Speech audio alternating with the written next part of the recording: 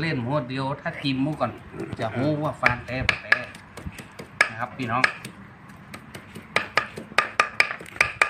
ฟานโอเคครับผมครับเรียบร้อยครับพี่น้องครับดูครับ อันนี้จากท่านผอมาฝากครับ น้องเบา จาก น้องนั่น ไอ้บ่าวจากเมืองน่านมาจิ้มครับ ของลำครับอันนี้คุณครูครับคุณครู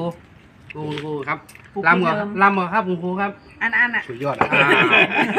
สุดยอด วันนี้ได้กิน สุดยอดนะครับ หลอกต่อไปวันนี้กินแล้วหลังวันนี้ นี่เรียกปุ๋ยหอนะครับ อันนี้จะเอาลดต่างเฟืองมาได้อย่าโอ้ของโลกควายนอนมาได้ครับ มันเปลี่ยนพันธุ์มันครับ ทันเอง มันหวานมันม็อกพี่น้อง ตึ้งมันดิบๆสมะ นะครับ หายแฮม เติมนะครับ พี่น้องครับ นี่เติมครับ กิโลนี่หมดเหลือแล้วครับหมดแล้วครับกิโลเนี่ย เปิงกัน กินเติมตาม คนหน้ากิโลกินอินลำเหลือ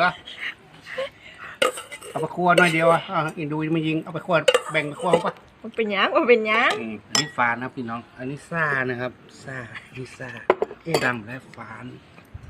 นี่ลาบ งานกิน นี่ครับพี่น้องครับ